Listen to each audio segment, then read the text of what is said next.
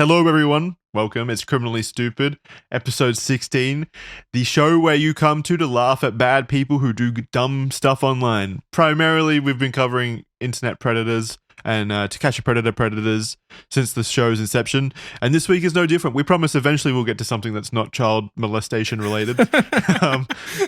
So that'll come soon. But for right now, this episode, we are talking about a guilt-free personality from 8 years ago, I think it was 8 years ago, named Romeo Lacoste. I don't know how many people have heard about him. You've probably never heard about him because you're not like attached. You're not observant to the internet in that capacity, like internet personalities in that capacity. But this was a guy back in the early 2010s up to about 2016 who made his fame by being a tattoo artist. Basically, he would tattoo celebrities and stuff like that. Oh, so he was like a famous guy? Well known. Huh. No, he wasn't. Oh, wait, what? He was a famous guy. Yeah, I'm asking, like, how famous was he? I assume if he's, like, tattooing celebrities, he must have been big. Yeah, he's big for a YouTube personality or a internet personality. Like, fairly big for... He's not, like... He doesn't break into the realms of, like, actual real-life celebrity. But yeah, he was decently big online. Anyway, before we continue though, show notes in the description. You can have a look at pictures that we laugh at and stuff like that, especially if you're on audio, listening to us on audio platforms. It's a good source, so it'll be in the description. And also, this episode was sponsored by Babbel. Surprisingly, we have a sponsor on Criminally Stupid. So that's huge. Thank you, Babbel, for sponsoring this episode. Hopefully, you enjoy our first sponsor. Us dunking on Romeo Lacoste and don't get offended. Yeah, please show them love. We'll be talking about them later on in the episode. But for now, we're going to talk about Romeo Lacoste's early life. He was born in Montreal, Quebec on the 19th of January, 1989. He was a normal kid from all that I could read. He had a fairly decent family life, except for the fact that his family was extremely Christian and against him becoming a tattoo artist, which is what he wanted to do from his early beginnings. He always wanted to become a tattoo artist. Perhaps they were right. Let him down a wrong path. Yeah, perhaps they knew. Yeah. The world isn't ready for tattoo artist Romeo Lacoste. They knew it would turn him into a degenerate. So his mother hoped he would become an architect, but no, he wanted to become a tattoo artist. Do you have any tattoos, Kaya? You don't strike me as the kind of person that would. No. Do you want one eventually, or? I respect the kind of tattoos that people get that are sentimental. Like if you get your daughter's name or your, meaningful. Like, that sort of stuff. I get it, but also during my lifetime, tattoos kind of became this thing where like you used to be edgy if you had a tattoo, and now everybody and their grandma has one. And I feel like we're gonna, in a few years, see a lot of aged up people with saggy tattoos. Yeah, my biggest fear about getting a tattoo, I don't have any tattoos. I'm a clean skin. I just made up a like racist sounding term for people without tattoos. Just say what? But basically, like, yeah, I don't have any tattoos, and my biggest like fear about tattoos is that like if I get one, then I'll regret it like 2 weeks later. So that's why I've never. I get something meaningful, and then I don't find meaning in it later. It's like committing to wearing the same exact shirt for the rest of your life. Like, it's a very big commitment. And it's also not that easy to get off once you make that decision. You can get them off, but yeah, it's like you got to do like laser surgery or some shit to get it removed. It's like expensive and time consuming and painful. Nah. At that point, I'll just draw on myself with marker. That'll do. And then I can wash it off when I get bored of it. All right. So naturally, at the age of 17, he purchased a tattoo kit off eBay, and he started by tattooing his own leg in defiance of what his parents wanted. He said, "Fuck you, mum and dad. I'm a 17-year-old man and I'll tattoo myself." He would later remove this tattoo by laser because he was extremely bad at his job, at least initially. And still is, in my opinion. He's not a great tattoo artist. I don't know why he gets so much cred. It's not anything like super special. But yeah, definitely at 17, his first tattoo sucked. So that's cool. At least I can take a bit of happiness out of the fact that he sucks at his job and he sucked at tattooing his own tattoos early on. That's the tattoo I would keep. That actually has like sentimental value. Oh, look, my very first tattoo, right? Even if it sucks, it almost kind of makes it charming. Yeah, except if it like really fucking sucks. You don't know how bad it probably sucks. Yeah, I mean, I guess if you tattooed yourself like with a big cock or something stupid, then yeah. Also, he purchased a tattoo kit off eBay, so it was probably like a really shit tattoo kit that like broke down while he was doing it or some shit. Gave him like lead poisoning. Like a prison tattoo, yeah. Yeah. So during these early years, he was basically doing like apprenticeships. I don't know what they're called. He was training at like different tattoo parlors. He would just basically reach out to a bunch of them, like 40 of them over the years, begging to be let in like a wounded puppy. Eventually one of them did let him in, but then they fired him immediately after because he was a weirdo. Or I guess they just didn't like his art. Maybe he really did just suck that bad. And then, according to Romeo, in an eventual interview with Tom Ward for Forbes, he was doing, this is quote, I was doing construction and landscaping at the same time. I would do construction from 7 a.m. to 5 p.m. and then just go to the tattoo shop and intern until 10 or 11 p.m. And I would alternate between that and landscaping. So if what he's saying is true, he was on that grind. He was on the tattoo grind, and then he was doing landscaping to make ends meet. 6 hours of sleep probably each night doing that. He was hustling. I don't know. I like this build up, knowing where this is headed. I'm assuming that you're going to tear him down as well. There's going to be a fall for this hardworking young man. I mean, I've already kind of let my bias in and already been tearing him down for his shitty first tattoo. I'll take any chance I get to rip on Romeo Lacoste. You don't know anything about Romeo Lacoste, right? Nothing. No. Literally first time I've heard. This will be very entertaining then. The stuff that he gets into eventually, the things that he says, especially in an interview that he eventually does, is so cartoonishly stupid. I don't think I've ever seen someone so blatantly outwardly stupid in that capacity. It's great. Awesome. All right, so through the 2009 to 2011 era, he spent his time reaching out to various social media influencers and public figures in any way he was able to. He would cold call them, basically. He was like a telemarketer, but for tattoos. He would call you up if you had any semblance of fans, and he'd be like, I could tattoo you real good, trust me, it's free, you just have to shout me out during the process. Why would you do that? Why would you accept a cold call from a random tattoo artist for a free tattoo? You're rich. Plus, you're rich. You can afford good tattoos, I assume. That's also a good point. But also, hey, I was just calling to ask if you would like a tattoo. No. I wasn't planning on it. What the fuck kind of marketing strategy is this? But somehow it worked, I guess. Well, that probably shows how many he was like reaching out to as well. That a few, like one or two were enough for him to get his foot in the door. Romeo built the basis of his entire career off scouting out potential clients by taking the Amtrak from San Diego to Los Angeles, which comes in about 190 kilometers of creeping around. And it was there, the City of Angels, that he would look for figures he would recognize as having any form of significant online presence. And this is another quote. I started going on social media. I started, finding people and celebrities with followers and saying, hey, I'll tattoo you for free. Just shout me out. I want to build up my Instagram. When asked where he would tattoo people, since he had no parlor himself, he replied that he simply found people's houses and asked to do home jobs. This is another quote. When I found people with big enough followings, this is another quote. When I found people with big enough followings, I would go to their houses. Like, literally, I'm just trying to put myself in the position of these influencers. I get a cold call from some tattoo artist, and he's like, yo, I'll tattoo you for free. Just let me come to your house. No self-preservation? No, I guess not. Like if somebody called you today and it was like, hey, Jackson, great fan of the podcast. Can I come to your home? No, weirdo.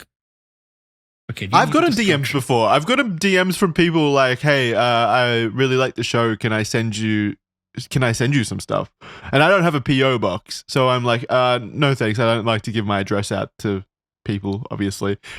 Meanwhile, these celebrities are like, yeah, come on over, tattoo me, put something permanent on my body with a needle in my home, secluded by privacy. I know. I mean, I guess they're not that famous, but don't you also have to worry about like stalkers and whatnot?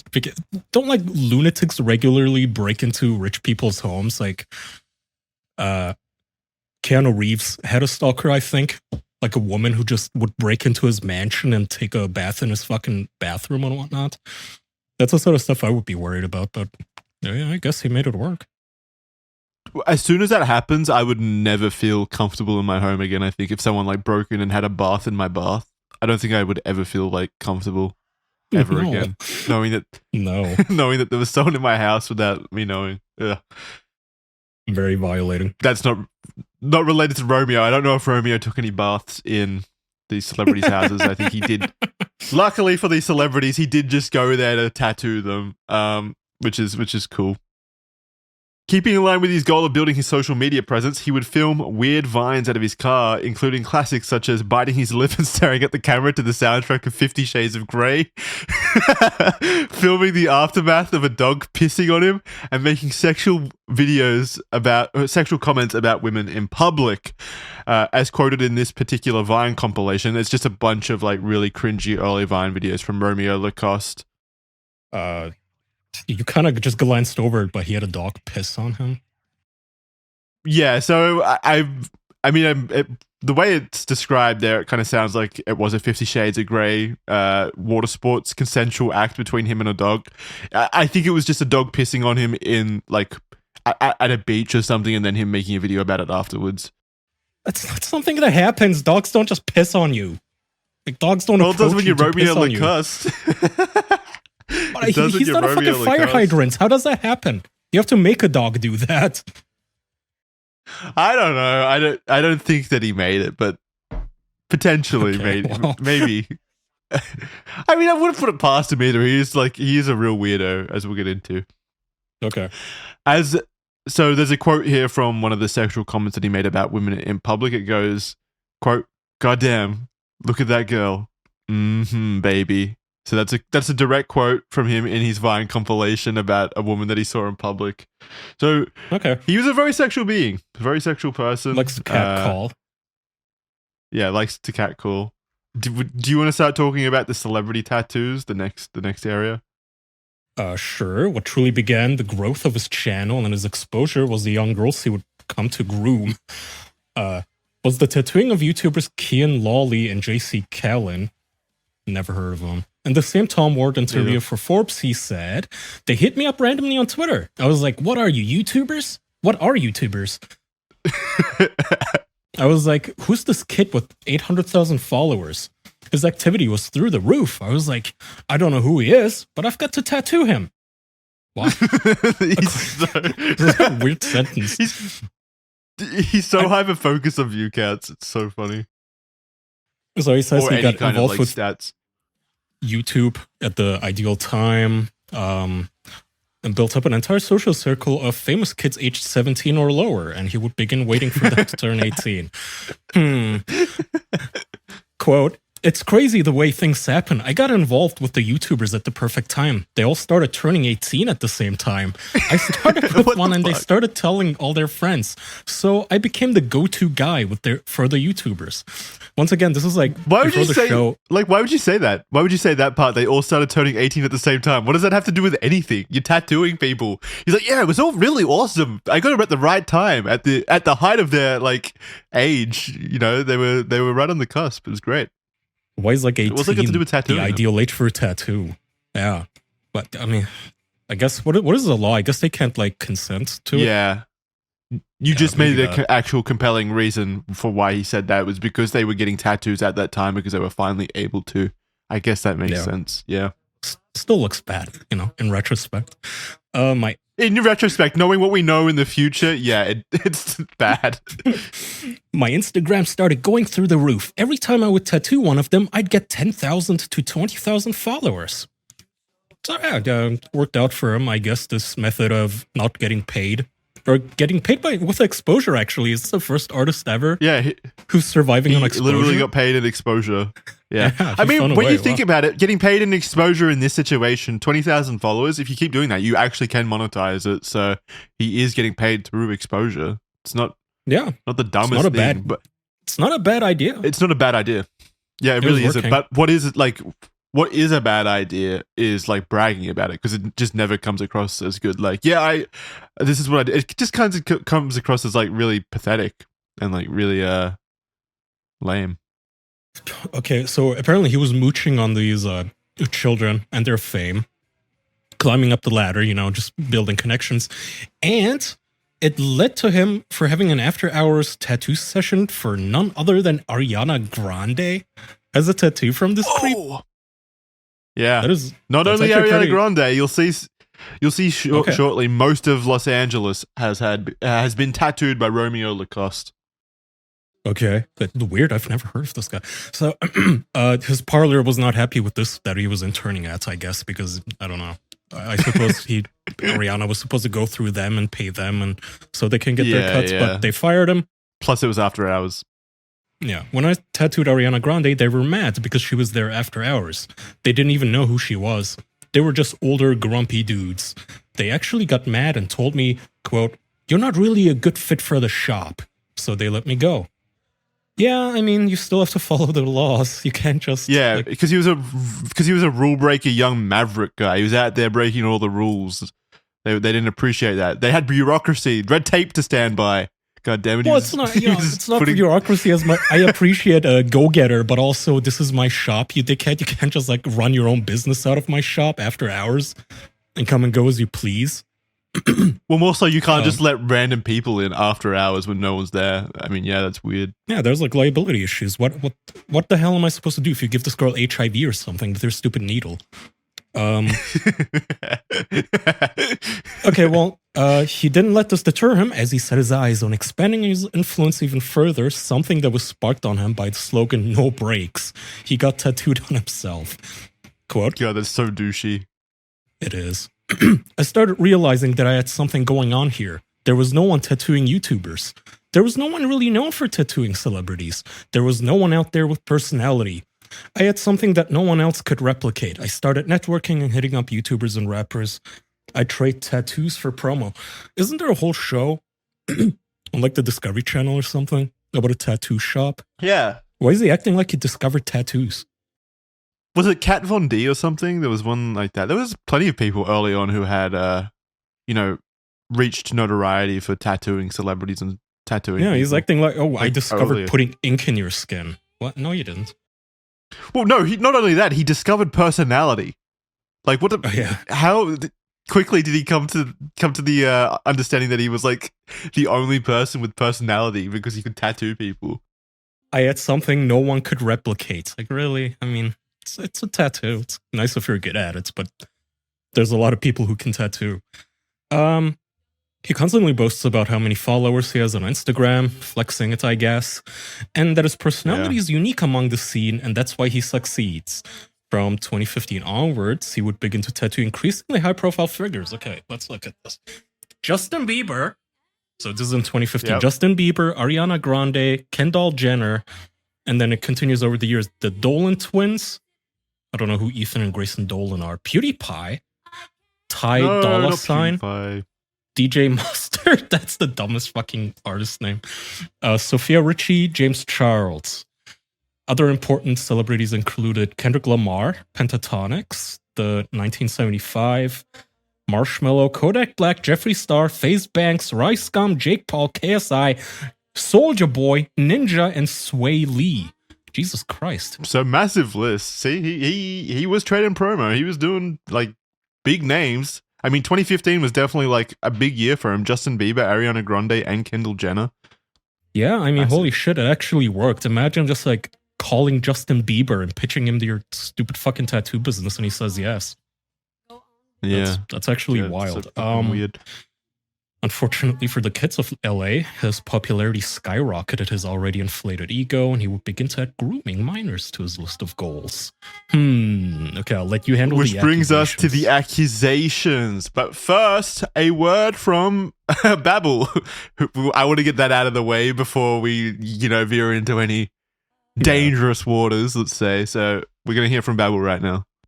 Learning a new language is one of the most impressive things you can do with your time, but it's hard, that's for sure.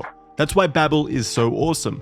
Babbel's quick 10-minute lessons are designed by language experts to help you start speaking a new language in as little as 3 weeks. I've tried it out myself, and I think it's an awesome tool to kind of build those conversational skills that you need when you're traveling to a new country, for example.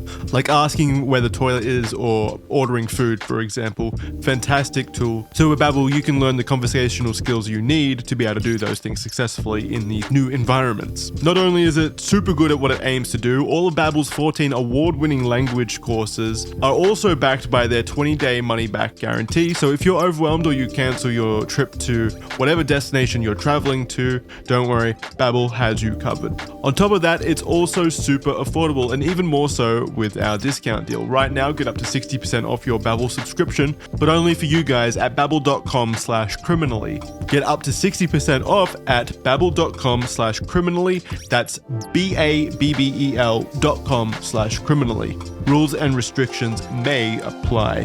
Big thank you to Babbel for sponsoring the show. Never thought Criminally Stupid would get a sponsor at all, so this is amazing. This has blown me away. Please support Babbel as they support the show, because we personally really appreciate what Babbel has done. So thank you to Babbel. Back to the show. And back in. Thank you, Babbel. I've learned a lot from Babbel, new languages, so that's Gracias. cool. And now on to the accusations. On March 16th of 2019, a Twitter user by the name of Yellow Chair posted a thread involving several screenshots, videos, and messages from Romeo that painted him as a child predator. In the same thread, another account by the name of Ultra Honey would post notes detailing her previous relationship, Romeo Lacoste, that she had while she was underage. Ultra Honey specifically would go on to be interviewed by none other than Daniel Killer Keemstar. The first account, Yellow Chair, discussed how they had a group chat full of minors that Romeo was involved in, and this is a quote from her. A few years ago, my friends and I made a group chat called Romeo's Fruit Cups. Disgusting. One of the girls and I talked more than the others and realized how Romeo would talk to us. Seemed off. I was 15 and she was 14 at the time. Yeah, you think?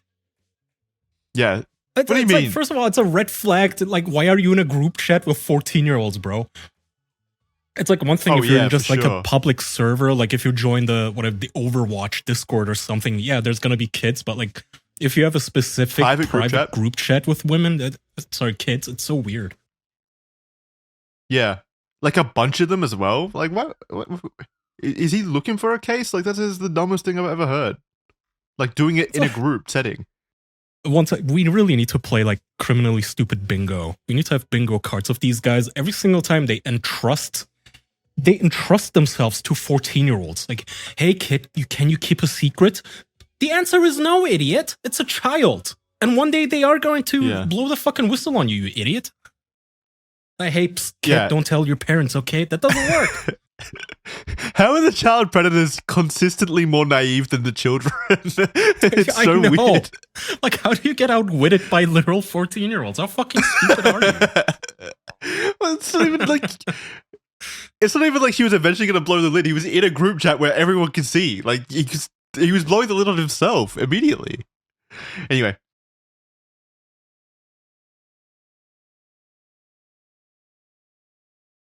Having a feeling that something was wrong in the way he treated these two girls, they would go on to create a separate account and message him privately outside of the group chat to see how he would react in turn, knowing they were underage but separated from the group. According to Yellow Star, it did not go well. Quote, Romeo knew I was underage, yet talked inappropriate. He wanted me and the girl to make a dirty group chat for him with other people. He asked for my number, and a lot went on there. So, yeah, they made fake account. Well, what drew my attention here, and this is just generic pedo stuff, but also who has a group chat for sexting? Is that something you do as a group, like a group activity? I want to fuck you and you and you. But not that you. Seems a little awkward. You're not involved yet. Yeah, what if you get kicked out from the the sexting group chat? How bad would that feel? The polycule is over. Womp womp. No, this was he was so egotistical, right? Like he felt that he deserved having these orgies basically with his fans, his underage fans. Romeo started off by questioning who this new account was, as naturally, according to him, he had so many fan accounts dedicated to him that it was very hard to keep up and respond to everyone. Upon confirming that it was a previous young girl who was a member of Romeo's Fruit Cups, it was just still an awful name. That makes my skin crawl every time I read Romeo's Fruit Cups. I don't know if he gave it that name or if they gave it that name, but whoever was in charge of that name is definitely a pedophile. Just change it too, even if they gave it the name. Like it's not quite as bad as kittens, like your Discord kittens, but still pretty bad. It's worse. No, it's worse. Fruit cups are like things that kids drink or eat. Like it's literally worse. Yeah, I guess there's that. Yeah. How did what's his name? Bill Cosby. Did he use fruit cups? Did he like poison fruit cups? Or was it something else? Oh, I think he was just drugging their drinks, I think. How did Bill Cosby is a odd question. It's not exactly difficult. Just knock him out. Not that I endorse it. Editor gonna have to censor that word, by the way, otherwise we will get knocked. Oh, sorry. He self-unalived and did a duty with the women. Yeah, he did a duty. That'll do. That sounds like something Bill Cosby would say. Man, you're gonna have to censor a lot with a bastard like me on your show. You're set up yourself for a lot of work here. Okay, sorry, continue. So upon confirming that it was a previous young girl who was a member of Romeo's Fruit Cups, he sends a photo of himself with Mickey Mouse at Disneyland or World to confirm that he is unfortunately the one and only Romeo Lacoste, and that she is special for getting to exclusively talk to him. So they do throughout these allegations, they do provide proof and pictures and stuff like that of the chat logs. It's just that they're cut up, like they're very selective in what they show. But what he says, regardless, is like there's no defense for it because he says very gross things to people that he knows are underage, so there's no defense. Okay, do you want to be the little girl or the guy? Yeah, I'll be the little girl. People love you being the predator for some reason, so we got to keep that going. Well, I lean into it. I like voice acting. Yeah. All right. I personally wouldn't like voice acting a child predator, but you do you. So this message says, I'm the young girl, by the way, in talking to Romeo Lacoste, and it looks like Twitter. I think it's Twitter. Yeah. I'm still a Romeo account. I never left. Promise? Oh, hard eyes, heart eyes. Why you have so many accounts, LMAO? Immediate hard eyes, bad first impression with someone that's come directly from Romeo's Fruit Cups. Oh yeah, by the way, these are from 2016. So after he had already tattooed Ariana Grande and Justin Bieber and had a bunch of fame. Yeah, he was well known at this point. Also, these are very cut up, so it's going to sound disjointed, and that's because it is. So she says, "Oh, sorry, haha, I'll make sure you don't get confused again. It's just these two accounts I have." You have like 3. Good, I thought I lost you. You're my favorite, remember? I don't DM or reply to anyone else. Hardly. This is was it Austin Jones who kept telling the girls how lucky they were? Yeah, the same fucking tactic. Yeah. It's so douchey. You get to talk to me. Fuck you. Yeah. Yeah. And she says, "Damn, really?" Lol, yes. You're my favorite fangirl. I told you. By the way, I hate it when people drop DMs, and I understand why they do it, but you also... So at some point, we're probably going to have an episode on Dr. Disrespect, and people have been leaking some of his conversations that he's had with people. And what always annoys me is that you can like tell that the person always removed their own messages. Like there's always... Not always, but oftentimes there's just context missing. Like, I can see that he's replying to something here, but like what? If you're gonna do this to him anyway, then just give us the context, even if it kind of makes you look bad. Like, if you were underage, it's fine, you know? Yeah, adults, that's like cringe when they do it, when they're obviously trying to hide that they were consensually doing it, and then they come out after allegations are made and are like, well, actually, here's him sexting with me consensually. Look how weird he is, haha. Like, that's dumb. But like, with kids, when he's like grooming kids, who fucking cares, right? Like, leak those DMs. I like to have the information. I know you're going to look cringe, but you were a child. That's fine. It's not your fault. You know, you don't have to like delete all of your messages before screenshotting this stuff, because it's like, makes it much more difficult to piece together what he was actually trying to say and do. Yeah, but that's just for our entertainment. It doesn't matter. It still shows that he was like a real creep. Well, my entertainment comes first, okay? In my caliphate, it's part of the Constitution. You have to be entertaining to me. Okay, and then there's a photo of him next to Mickey Mouse. You sound like Romeo suspenders. Yeah, so that photo is from Disney World. That's what he said. It's proof that she is talking to Romeo Lacoste. This will be up on screen, by the way, for audio listeners if you want to go see this one. Well, he's either Romeo.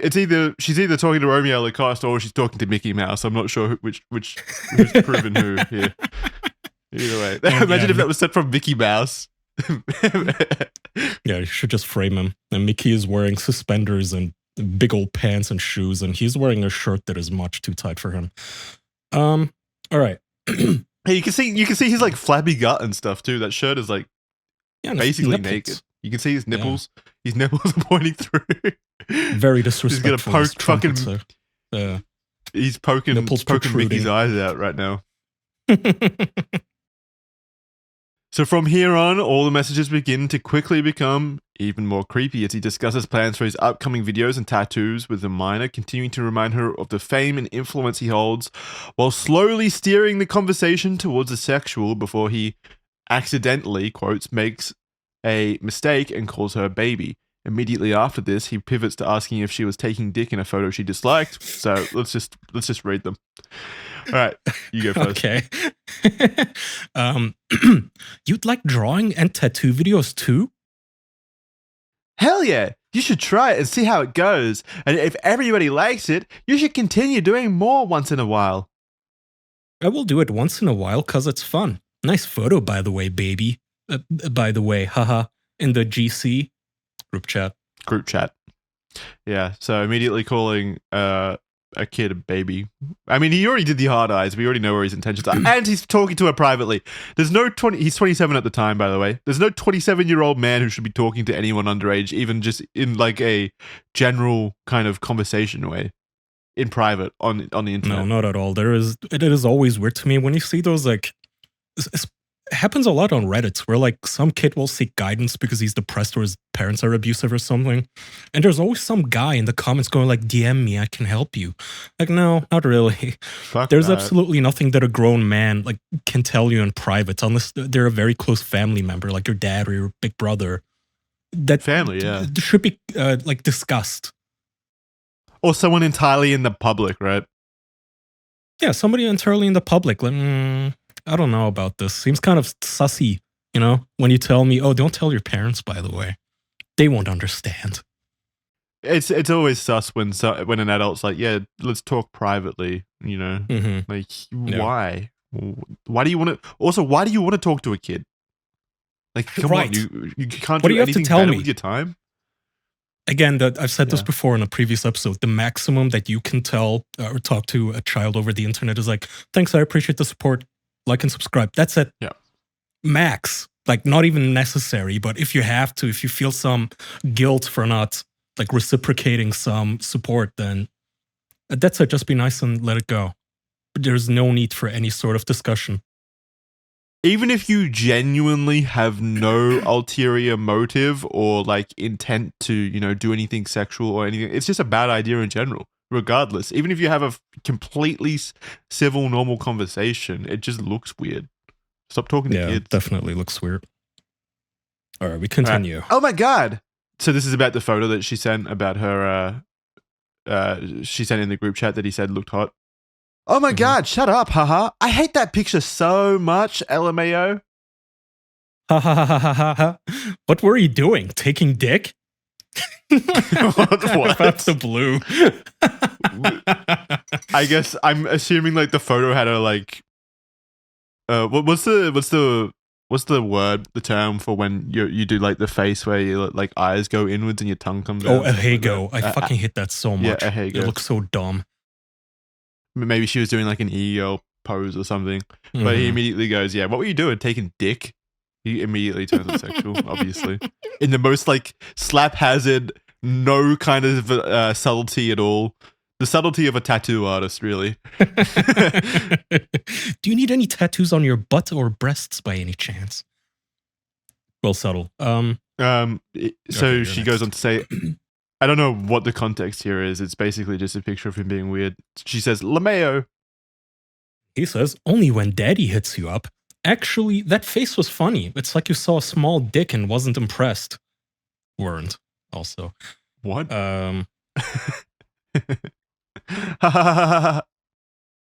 I promise you, when I'm single, you're the first person I hit up. Trust me, haha, you're my favorite. I want it. Wait, was he not even single while he was talking to this girl? What a dickhead. So from what I remember, he had a long-term relationship at the time. Sorry, long-distance relationship at the time with the girl that he is still with as of 2020. I don't know if they're still together now, but they were still together at 2020, 3 years after the allegations dropped. Well, I guess she's ride or die. Want me to add you back to the Fruit Cup GC? Well, no, wait. So sorry. The allegations dropped in wait, I'm getting lost now. 2017 or 2020? 2019. All right. So timeline. He did all this in 2017. The allegations came out in 2019. Well, these chats are from 2016 specifically. Like, all right, 2016. 2016. Yes, 2016. The offenses happened. Then 2019, the allegations came out, and that's the last. Like, I don't know if she stayed with him after the allegations came out, but she was with him at the time of the allegations. By the way, this is why it's not a good idea to like leer on children, because eventually they're gonna grow up and they're gonna have the brain capacity to go, huh? You know, that guy was weird, talking to me all funny. Now in retrospect, maybe I should share those DMs. It's bad for you. I don't know how, such a dumb like, idea. How Dr. Disrespect or Romeo Lacoste could have felt at all like safe and comfortable knowing that they had that ticking time bomb waiting for them. I know, and it's almost just so fucking embarrassing that like you cheated on your fucking wife with like a prostitute. What is wrong with you? And it's not even like, if you leaked my chats from hitting on girls prior in my life, it's like, yeah, it's very cringe, you know. Sexting is just cringe in general. Sexting in general is cringe, yeah. Yeah, unless you're like literally in the moment and horny, it is the most embarrassing shit to read. But I don't have to worry that like any child is gonna come out with it, which is just so much more of a horrific secret to have and easily avoidable. Well, it's true, because once the child predator accusations come out, and we see it time and time again, all the chat logs come out. It's like a deluge of all your sexting escapades, because every person you've ever sexted with will then bring out their conversations that you've had with them, and it's just like a constant inundation of like cringe, even outside of just the kid stuff. And they always keep every single fucking message that you have ever sent, and people still don't learn. Like, in Disrespect's case, they said the Twitch employee who came out with the news that he was sexting a minor, he said we could read it in plain text, like the higher ups, because yes, you know, the people at Discord can read your messages. How do you not factor this in? How goddamn horny are you? Anyway, he continues. Does that make you happy, knowing you're the first girl I'd hit up over anyone else? And yeah, accident.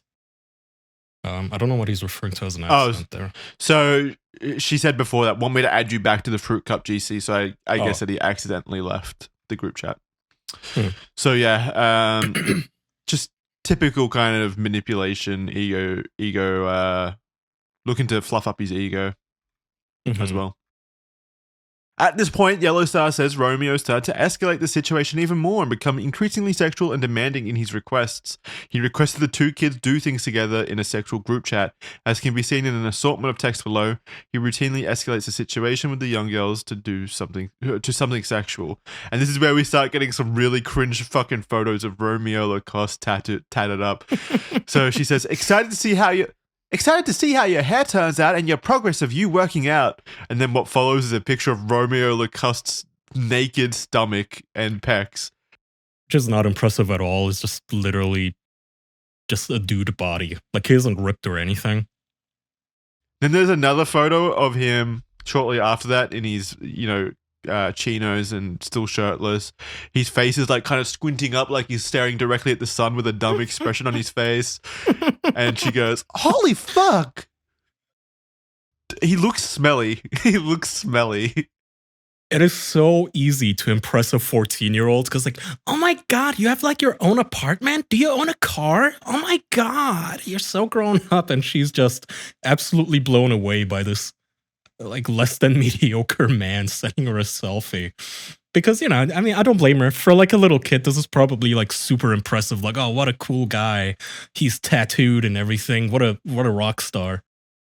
if it was a kid that was like a legitimate fangirl, let's say, like Justin Bieber was sending them shirtless pictures, they would genuinely feel like the most like unique and special girls alive. They'd be like, oh my god, this is happening to me. It's like if I was a kid and I received like a dick pic from Santa, that would have blown my life. I would have been like, holy fuck, Santa's sending me these nuts. That's crazy. I gotta tell everyone. It's like that same level of impact. And then, like 10 years later, I'd be like, "Wait a second, what does Santa do? That's not right." I was 14, Santa. Yeah, I gotta tell someone about this. I don't think that was Santa at all. I think that was my dad, actually. Just dressed up as Santa. Santa's been hitting the eggnog a bit too hard this Christmas. But yeah, he looks like stupid douchey. He sends her the selfie in his pants and shirtless, and he says, "What do you think, smiley face?" He's so desperate for the approval of a 14-year-old girl. Oh, I was gonna say as well. So I genuinely don't think that these girls were like impressed or anything. I think they were fishing for this kind of stuff, which is totally fine. But the reason I think that is because they made fake accounts to do this. Like they said they realized something was weird in the group chat, and they were like, "Let's make." They catfished him. Like, fuck with it. What a dumb fuck! Oh. He actually got outsmarted by a child. Well, I mean, yeah, he's a predator. Oh, Jesus it's not Christ. hard. Okay, what do you think, smiley face? Your hair looks so fucking good. I'm shook. Haha. I mean, it doesn't. Looks normal. Working on it. Thank you, devil face, devil face, devil face. Are you even real? Haha. And then he sent another photo of himself grabbing his bulge, basically. Like, not even very subtly. He's literally just like trying to smush his balls to make it look better in his pants. Yeah, his face isn't even in the photo. It's literally just a photo of him grabbing himself. We can tell it's him. Because it's the same tattooed body grabbing his bulge. Clearly, so he sends that photo and he says, "Don't show that to anyone." Yeah, okay. That's a contract. That's a legally binding contract right there. Don't show that to anyone. Of course, they're going to show it to someone. No. You see, children are very dependable. It's okay. You can trust them with your secrets and your dirtiest kinks. That's very smart.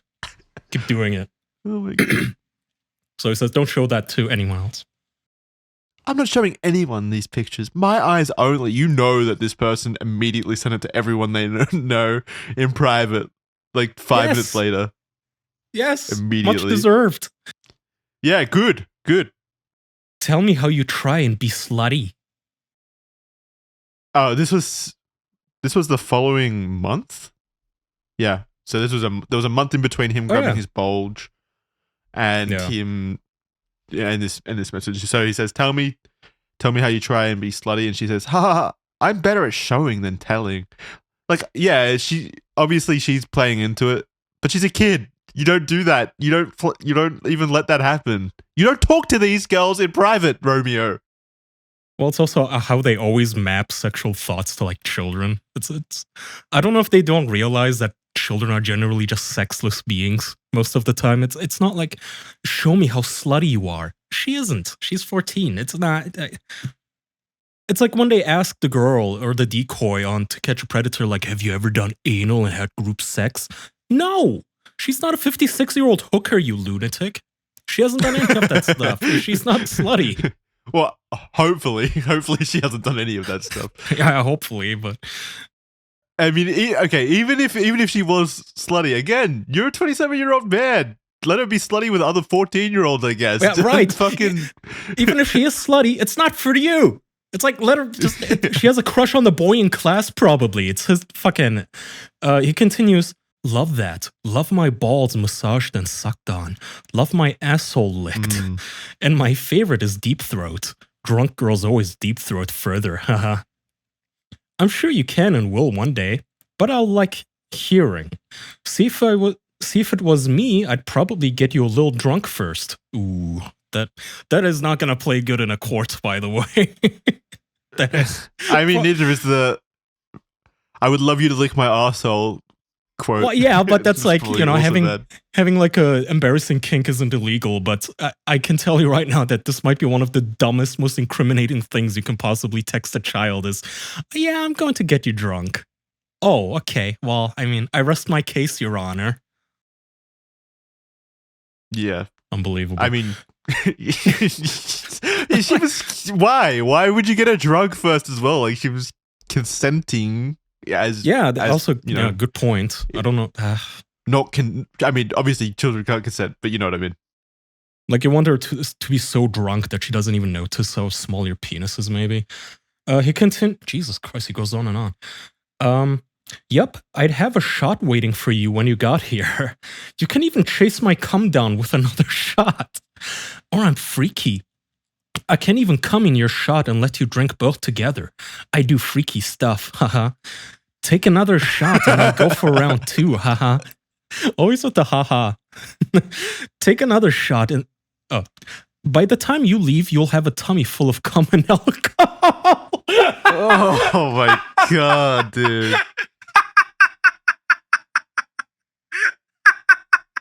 That's so fucking cringe and bad. I bet you get super slutty when you're drunk.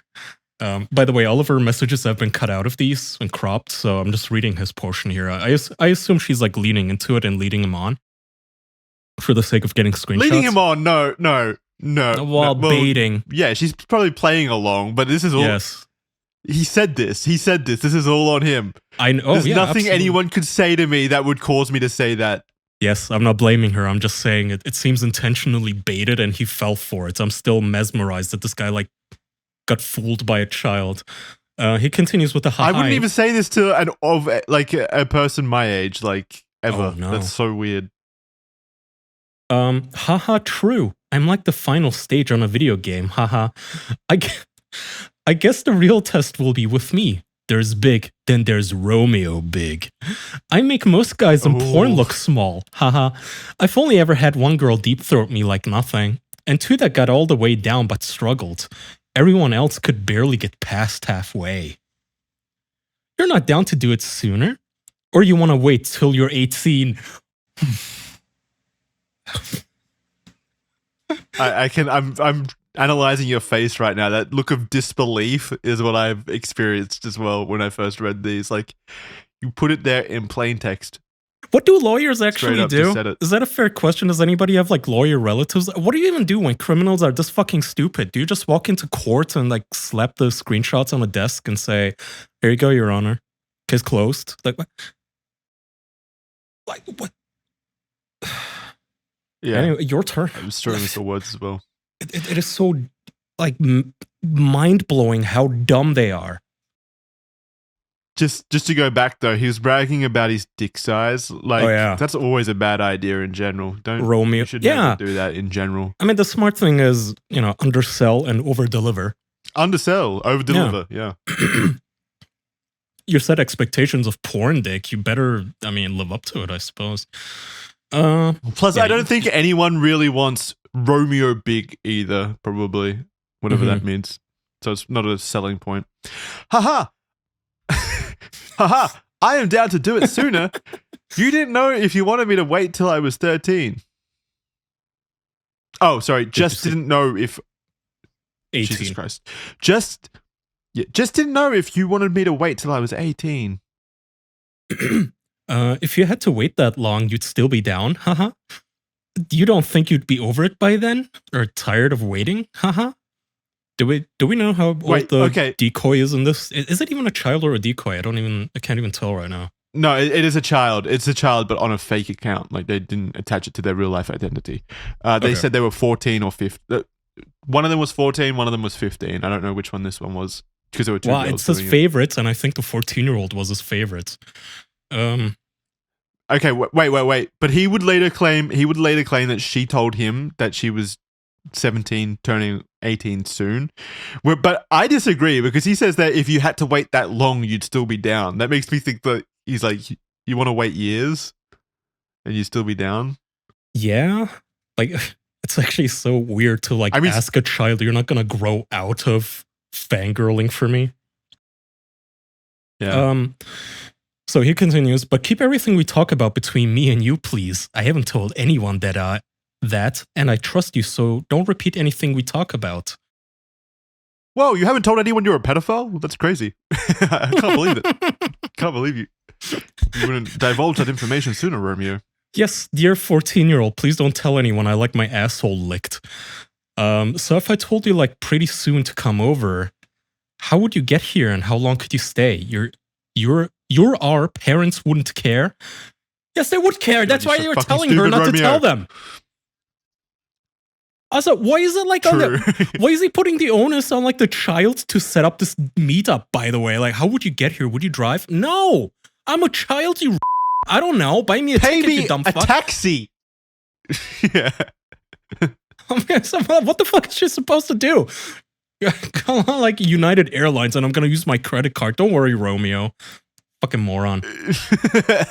Your turn. A couple of hours, like 4 or 5, probably more. That's pretty good. I guess that's about how long you could stay. No, I assume she's like talking about a drive maybe to LA. No. Okay. No, because he says next. Oh, okay. He says, that's pretty good. Not bad. We can definitely get a lot done and have some fun. Ugh. Yeah, so we can get a lot done in 4 to 5 hours. Romeo's efficient, goddamn. He's got a checklist that he needs to go through in that time frame. He needs the cum in the tummies. He needs to show Romeo big. There's a bunch of stuff that he needs to do. He might even tattoo. Yeah, get her wasted. Yeah, he's like 4 or 5 hours. That's enough. That's enough to just douse you in alcohol. You just know this guy had some sort of an idea of tattooing these girls too. I bet. Oh yeah. Oh, he would tattoo like his name on them. Yeah, I guarantee you he would tattoo his name on them. Absolutely. So on the 16th of March, 2019, in the comments below Yellow Star's post, Twitter user Ultra Honey would start a thread detailing everything he did to her during their relationship, which had started when she was 14 and he was 19. So this was a girlfriend that he had earlier on in his life. Do you want to read the oh my god, the early so chat? What do they call it now? Twitlongers? It's interesting though. Well, this is just I would read it. This is on the Notes app on iPhone, I think. Yeah. So who's writing this? Is it the girl? Yeah, it's the girl that he had an actual relationship with. Okay. I'm disgusted by these screenshots, but not at all surprised. Romeo Lacoste has always been a pedophile. He was my first long-term boyfriend. We dated for 2+ years when I was 14 to 17. And he was 1922. This was back in Jacksonville, Florida. It was fucking awful, and I didn't date again for 3 to 4 years following that experience. Some things to note. Okay, real quick. I'm usually a proponent for like a defender almost of like close in age relationships being fine, but 14 and 19 is not a close in age relationship. No. At 19, I mean, the difference is that it's at all good. At 14, you're a kid. At 19, you're no longer a kid. Like a 19-year-old, you're too old for this. You're independent. You're a grown man now. Like you can't be hitting on fucking 14-year-olds. That's not like 5 years of an age difference is completely fine when you're like 40 and your wife is 36 or something, or 35. But no, not when you're with that life experience. 100%. So she's listing all of the stuff here that she remembers. So some things to note. Our first date ended with us in a shitty Volvo in the parking lot at the park. We were kissing and he put his hands down my pants and covered my mouth when I screamed. He said that it's okay, but we're gonna get caught. He was extremely manipulative and mentally emotionally draining. He took advantage of our age difference, used guilt to coerce me into doing things I didn't want to do. He even moved in with me at some point because he convinced me that he had no other option. He lived in my room rent-free for months, and during this time he got his apprenticeship. Who the fuck is letting like a dude move in with their 14-year-old daughter? It's not like she has her own. I like how she in her ideal world she would be receiving rent from him as well. Like she's a landlord, a 14-year-old landlord. You didn't pay me rent, that bastard. Like, actually, though, like, where are her parents?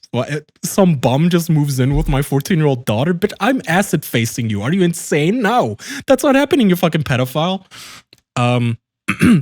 Sorry, he continued. So he lived rent-free for months, and during this time, he got his apprenticeship, the one he completed before moving to California. I spent a lot of time at that shop. It's where he got 2 tattoos of me. One was a realistic black and white portrait of my face on his right bicep, later covered with an anatomical heart. After we broke up, he got a full body pinup of me on the back of his leg. Quote, because I was an important part of his life that he didn't want to forget. That's fucking weird. Yeah, that's pretty fucking weird. When he wasn't living in my room, he would drive on hours across town almost every night to sneak in and have sex with me. I was not a virgin when we met, and he became heavily fixated on that. We argued almost every day because of it. I remember one day he wouldn't stop texting me asking about the dick sizes of the other boys I'd been with and acted like I severely betrayed him when I finally told him he wasn't the biggest. Why? I mean, this is why you don't push your luck. You don't want to ask your ladies like past boyfriends because you're going to hear stuff that you're not going to like.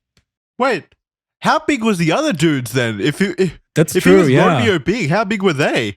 I guess Romeo big isn't very big. I don't know. Maybe there's like Juliet's big that's even bigger. Oh, man. When I finally told him he wasn't the biggest, he then took up dick stretching exercises to make his dick bigger. If I told him it was starting to hurt me, he was so obsessed with my sexual history that he was harass me over it for hours at a time, days on end. I felt like I was going to lose my mind. I asked him one night, after he had been guilting and shaming and blaming me for 4 hours, if the only way to make him feel happy was if I built a time machine so I could be a virgin for him. He said yes.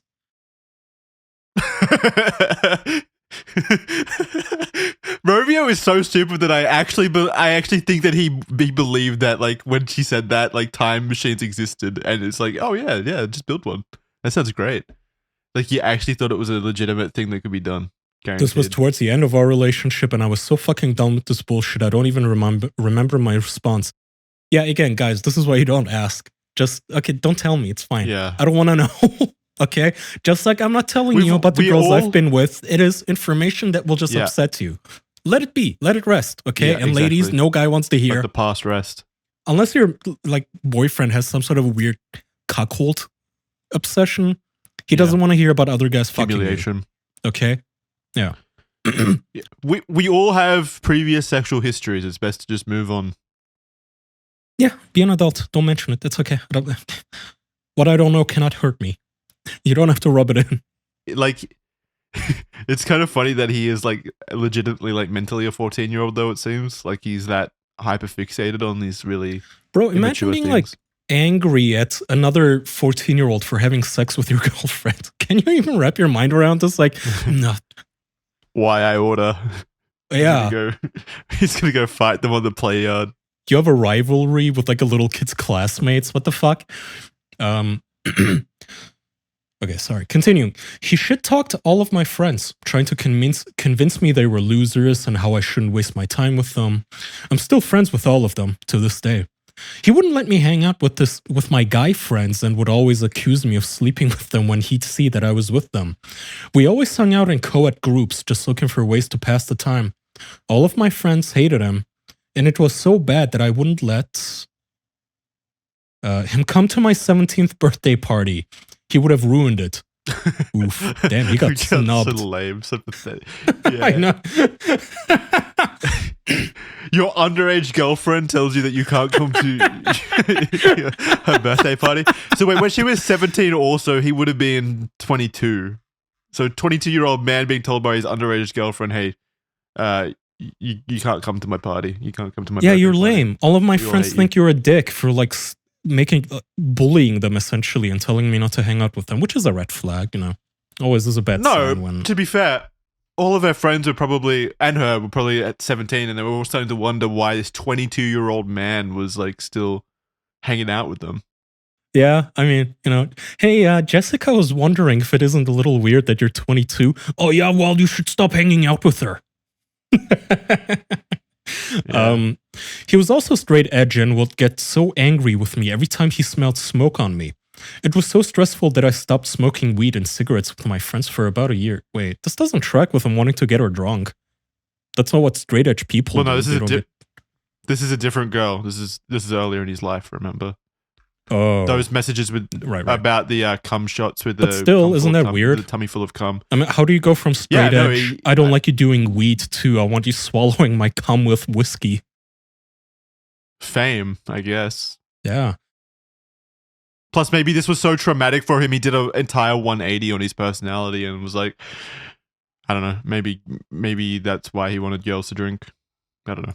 Yeah, I guess so. I mean, hey, stop moving screenshots. Then he was stressing me out so much that I picked it back up, LMAO. I guess he's changed his views on that since he tries to get little girls drunk now. I think that was the only part of those screenshots I found surprising. Fucking loser.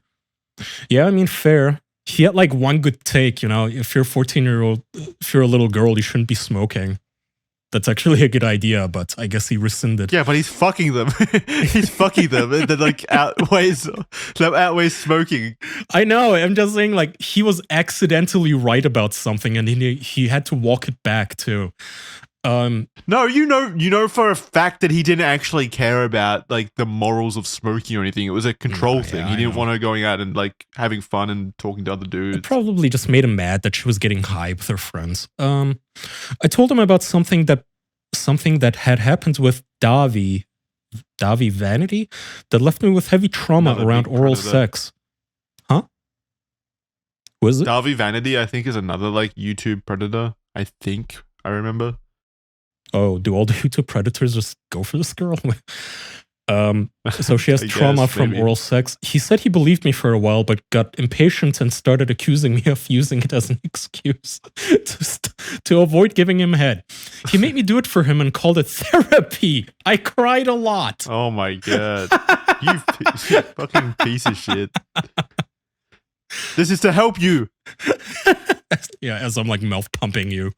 I'm doing this for you. Do you think I enjoy blowjobs? When we first started dating, he masturbated a lot.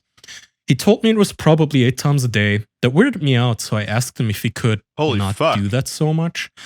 Then he wanted to have sex constantly and made me get on birth control. Then he told my parents that he got me on birth control at my little sister's like 11th birthday. He would do weird shit like lick my feet, which I hated.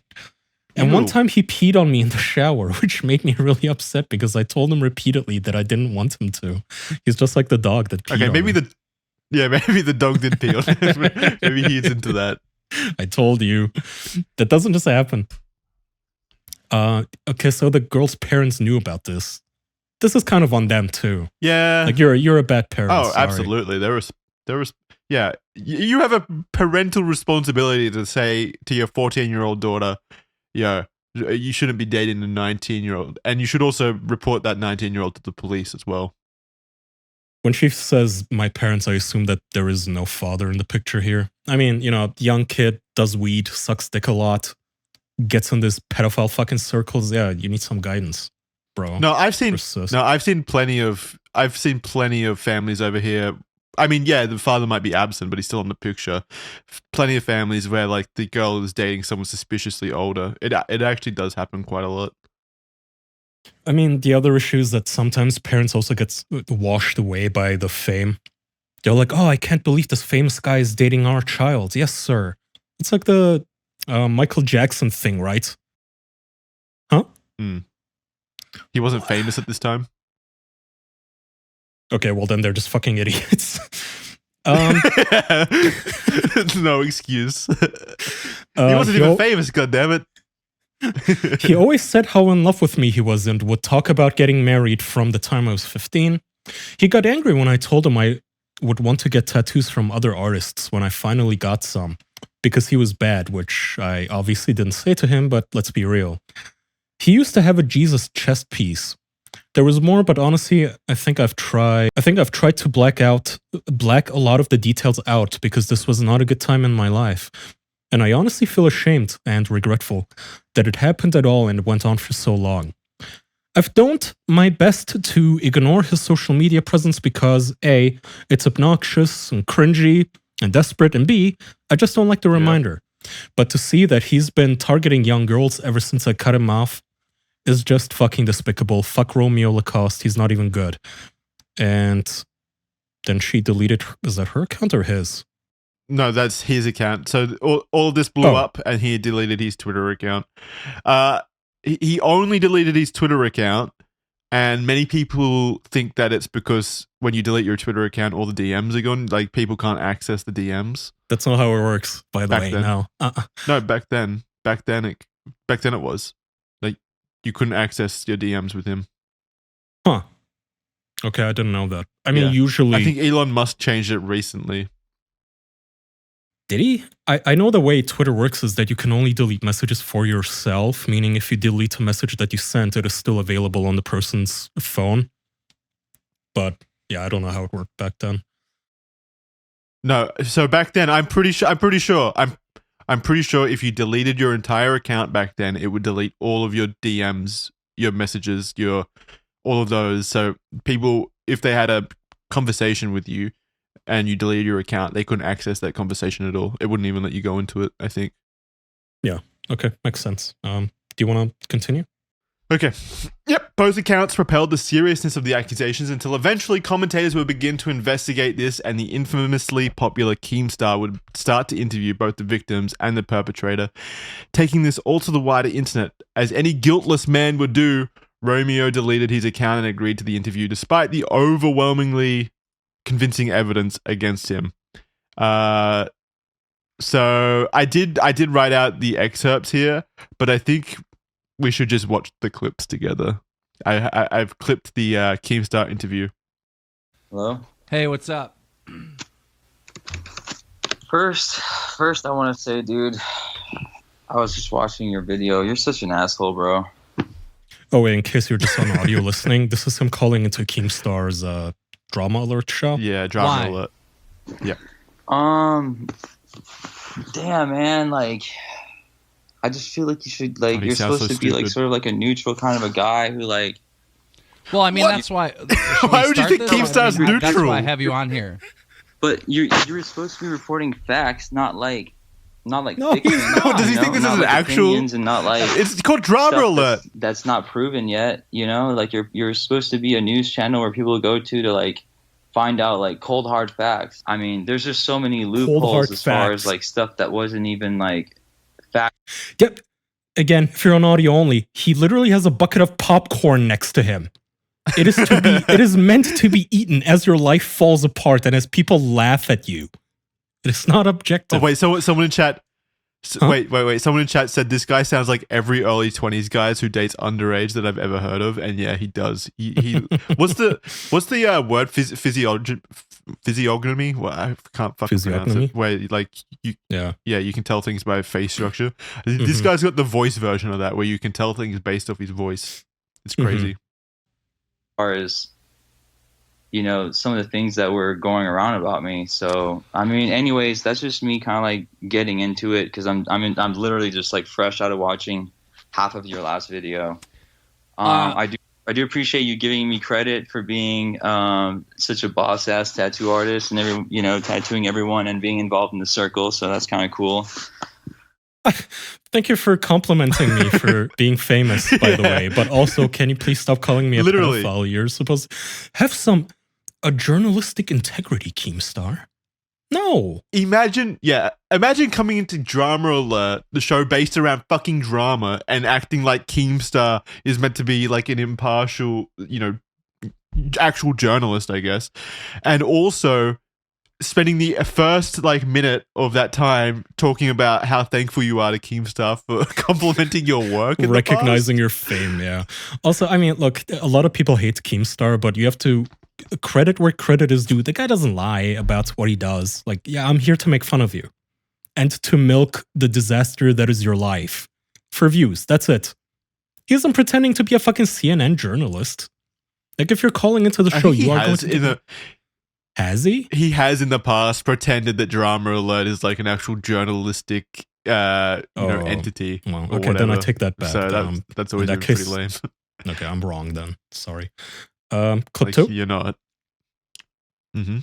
Ladies and gentlemen, we have Romeo on the line. Romeo, you have some serious allegations against you. Are you guilty of these things? I cut that one. I like that. It's always surprising. Like, if your answer is then I know. you're not in the right. The thing that always befuddles me is like, can you not afford an attorney? They're not that expensive. Like, I know attorneys are known to be vampires, but like, spend the $500 and ask them, hey, is this a good idea? Should I go on this guy's show and like confess everything? You need to be told, nah, do not do that. Do not go on Twitter and say that you were sexting a minor. Was there anyone at all in your life that you were actually talking to? Anyone? I get like being in the thick of it, you're probably like overwhelmed and your mind's racing a million miles a minute. But like talk to anyone and they'd tell you this is an awful idea if you're trying to defend yourself. That I get, yes. Being so like, Are you guilty? Are you guilty for this? And then saying, like, dude. My wife will literally routinely message me when she's listening to the podcast or something like, Kaya, cut it out. Cut the mic. Stop. Yep. Don't go down that route. You're going to get so much fucking hate. Do you not have anybody in your life telling you, yeah, maybe don't call into that show and confess to fucking minors? You need someone like that in your life. You need someone to rein you in. You do, yeah. Like someone who designated driver for when you are not inebriated necessarily, but when you are not in the right mindset to be judging the situation correctly because you're too close. Yeah, you need somebody to tell you, not a good idea. Don't confess. Okay, clip 3. I want to say that some are real and some are fabricated. So I think that the situation is out to make it look a lot worse than it really is. You know that Keemstar is an objective journalist because he put like action music under this fucking clip to drive up the drama, by the way. And I feel in today's social media and day and age with, Photoshop and, having multiple accounts and different kind of things, it's like really easy to sort of manipulate situations. And so he's denying, like he's saying that all of those screenshots are fake? Make things we'll work, see what his, make things look allegations come to. A lot worse than they really are. Well, were you sexting with 14 and 15-year-old girls? Well, here's the thing. So just say no. If it's no, just say no. Well, here's the thing. Yeah, haha. It's always they're so fucking bad at hiding anything. It's just fortunate for us. So the chat said it's just a yes or no question. There's no way you should be like, well, here's the thing. Context. I don't think that people really understand. Like, it's easy for someone to be on the other side of the keyboard and they want to be involved in something that they think is, very gallant and they're doing like, they're involved for something for the greater good by like calling someone out. But I just feel like when you don't know all the facts and people are kind of banding together and attacking someone. What facts are we missing? Well, first of all, I deleted my Twitter because of the immense amount of hate I was getting. And like I said, most people didn't know the full situation. What? So wait, there. He's using. So people were saying that he deleted his Twitter account, to hide the conversations with other people because then they wouldn't be able to access it. And then he's like, well, no, actually, see, this is why the whole situation's all fucked up. People don't know anything. I actually deleted my account because I was just getting hate. Like that's his entire argument there, which is like we're talking about you fucking kids, basically. Like, what are you talking about? What are you talking about? Talk about that. Give us evidence that you didn't do that shit. But no, he immediately goes into like, well, actually, we're wrong about this tangential thing that doesn't have any kind of impact on the actual accusation. Well, it's that, and also that he's just not smart enough to pull off this defense. Like he is trying to say, oh, it's all fake, it's Photoshop, but he isn't quite smart enough or high IQ enough to pull it off and go through with it. So he just also, at the same time, he admits it. He's like, well, you know, a lot of Photoshop, and yeah, okay, I did it. Well, I mean, if you're gonna deny it, deny it. He says he did it, and some of it is real. But then he also is trying to get the Photoshop defense, because he says that the conversations were like cut. So it's not that they didn't happen. It's just that someone like snipped out, you know, like photoshopped the pictures to be like. I mean, that's not a good defense. Even though he's still talking, the messages that he sends are still bad. Like, it doesn't matter what order they were in, really. Yeah, no, they were still bad. Also, I don't care what a 14-year-old says to you. I don't care. That doesn't, like I said before, right? The only reason I want to see what she said to you is for my personal entertainment, but it doesn't actually matter. It's not actually like important. I don't care if she was asking for it. You're the adult here. It's your job. There's no amount of context. There's no amount of context that it was cut out that would have made it better for him anyway. Like, that reminds me of like whenever some female school teacher gets caught like fucking the students, and people are always like high-fiving in the comments, going, "Oh, good for him. Haha, she saw it." And oh, what's the big deal? He's not gonna be harmed. You know, he probably liked it. It's like, yeah, it's a 14-year-old boy. Of course he who gives a shit what he likes? He's like, yeah, he probably wants to do heroin too. It's irrelevant to me what he likes. You are the adult. It is your job to keep it in your pants. People don't send their kids to school for you to molest them. I don't care what the 14-year-old told you. I don't care if she literally told you molest me. It's irrelevant. She's a fucking child. I don't give a fuck. If she was begging for it. Which again, like, they were doesn't matter at all. Like, they were giving him attention, and they were probably leading him, like, not leading him on, but like encouraging it to some degree. Like, you know, saying he's hot and stuff like that. Not that any kid encourages this kind of thing, because it's the adult's responsibility to be like, no way, no. You shouldn't even be attracted to children anyway. Like, come on. The fact that you're playing into it at all, even messaging back. But still, he says you want to wait till you're 18. Like, come on. And he's a 27-year-old man at this time, remember? His only worry was that she might grow out of liking him too. Okay, we continue with clip 5. Why didn't you defend yourself on Twitter? Why didn't you put out a defense saying, hey, this is wrong, here's the full situation? I mean, honestly, like, I could not even get a breath out on Twitter. Like, as my Twitter started blowing up, my girlfriend started getting hate mail, my brother, every one of my family members, like, stuff started going viral. Yeah, but I mean, if you were innocent, why didn't you just put out a tweet saying, hey, this isn't true? You know, we're looking into it. You could even say to Yukimsa, he said, like 3 times. I mean, first of all, did you send these messages to these girls, 14 and 15? Were you sexting with them? So here's one of the big loopholes. Oh my god, dude! He can't say it every single time. Just yes or no. It's like, by the time you're this committed, look, you've committed a crime. Probably, I don't know if it's a crime actually, but point is, if you're gonna deny it again. It's why are you so fucking bad at just saying nuh-uh? It's not that difficult. I mean, solicitation, that should be illegal, right? He was asking to meet up.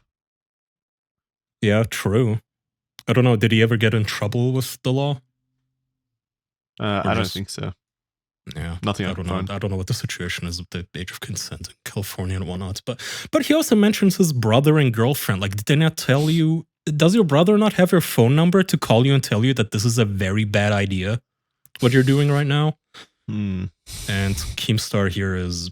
He's seen like the messages and all this stuff that's going on, but he knows he got to school. I've been accused of shit like this before, and there's a reason. You know, there's like no proof that any of these girls were that age. It's just more like there's sort of like these fake accounts. They just said they were that okay, age. Well, here's the thing. In the conversation that you had that's with not proof. The alleged girls, there's a part where you say... I mean, what is she supposed to do? Send you her ID? If somebody messages you and says, hey, by the way, I'm 14. Yeah, okay, I believe you. Bye. It's not so fucking difficult. Oh, no. Hey, I'm a child, by the way. Oh, yeah? Can you prove it? How? Show me your library card. You know, are you willing to do it before you turn 18? Yes, so let me address that. So that I'm not gonna deny that was real, but here's the here's Okay, so he says, I'm not gonna deny that. By the way, on screen they have the Keemstar showing the screenshot of him saying, "Do you want to wait until you're 18?" that was real, but here's the big loop about it. Here's the big the M. Night Shyamalan twist. You know, fabrication, smoke and mirrors, or whatever that everyone's not getting to see is that. You know, a lot of these girls. I'll just make a quick backtrack. I'll keep it really short. Spoiler alert: he does not keep it short. No, he waffles on forever. This happened in 2016. But here's his point. 3 years ago, I was in a completely different time of my life. I was new to like social media. I was new to like the fame. I was new to people giving me attention on social media and sort of like girls being flirty and throwing themselves at me.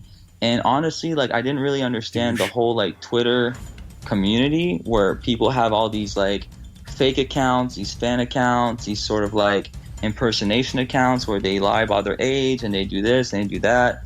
So, you know, I'm over here just minding my own business. You know, girls are throwing themselves at me. You know, some of these girls, the one in particular that we're referring to, told me that she was almost 18 years old, which I understand is not, you know, that does not make the situation much better. But there's no way in hell, like, I'm so against, you know, people who are creepy and pedophiles and stuff like that. Like, I would never, Bro, ever, you said ever, I would ever, have put like, your I stomach full of like, cum and shots. You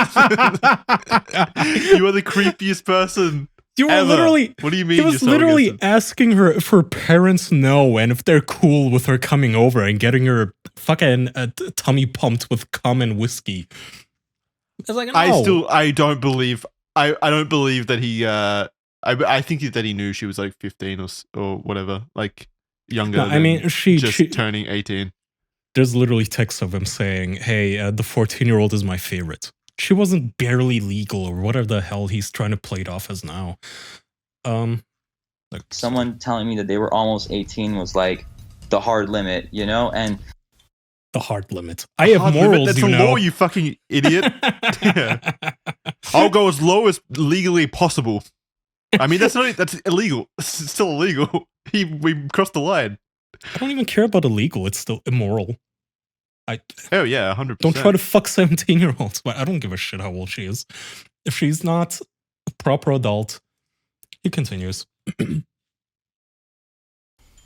You know, girls, I feel like, you know, the thing that you don't see, and I'm sure that a lot of people, if you actually look online, a lot of people are confirming this.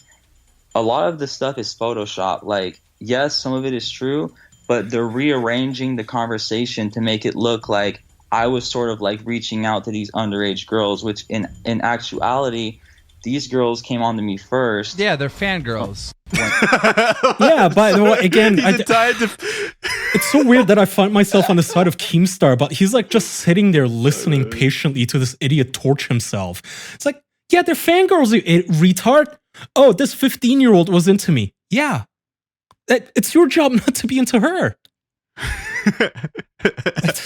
His entire defense is, yeah, you see, it's photoshopped and rearranged because they actually wanted it first. Like, what? It doesn't matter. It's literally just she asked for it. Like, she asked for it. I don't care. I wondered, does Romeo Lacoste legitimately think maybe that pedophilia is okay if the girl wants it? Like, is that his entire defense? He genuinely seems so full of himself, though. Like, look, man, I was so famous and all these girls were hitting me up. And okay, maybe some of them were children, but like, what was I supposed to do? Say no.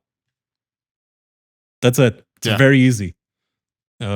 Fuck any of the overage fans of yours, fangirls. Like that always like, yeah, that gets to me too. Like, don't you have 18-year-old fans, 19-year-old fans? Why does it have to be the 14-year-old kid?